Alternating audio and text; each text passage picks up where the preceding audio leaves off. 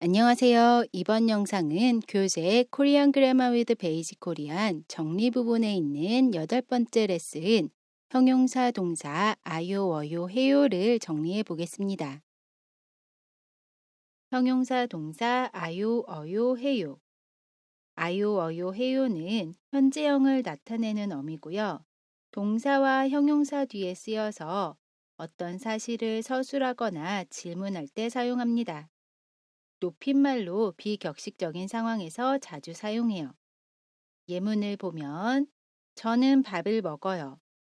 여기에서 먹어요는 동사 먹다 뒤에 어요가 결합한 표현이고요. 밥을 먹어요.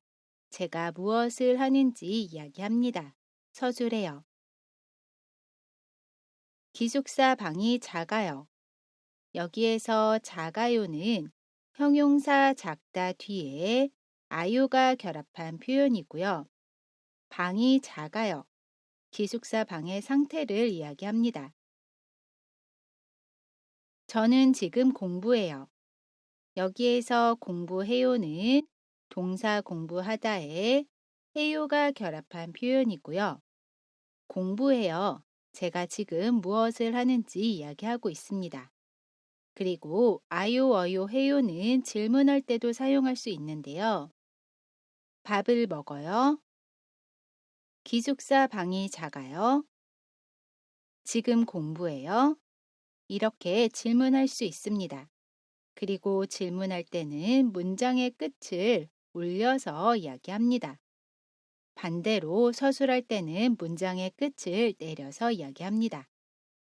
결합 정보를 보면 형용사 동사 어간의 모음이 아나 오로 끝나면 뒤에 아요를 사용합니다.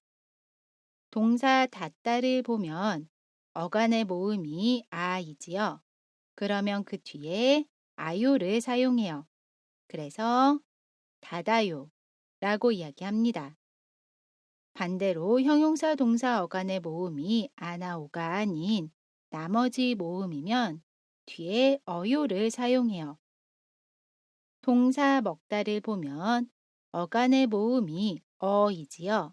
그러면 그 뒤에 어요를 사용합니다. 그래서 먹어요 라고 이야기해요. 마지막으로 하다로 끝나는 형용사 동사의 경우에는 하다를 지우고 해요를 사용합니다. 그래서 동사 공부하다를 보면 하다로 끝나지요.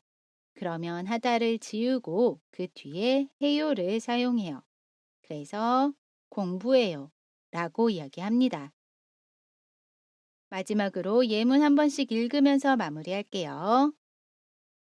저는 밥을 먹어요. 기숙사 방이 작아요. 저는 지금 공부해요. 밥을 먹어요.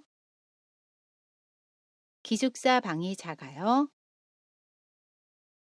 지금 공부해요. 오늘은 형용사 동사 아요, 어요, 해요를 정리해 봤습니다. 이번 영상은 여기까지고요. 저는 다음 영상에서 다시 뵐게요. 안녕히 계세요.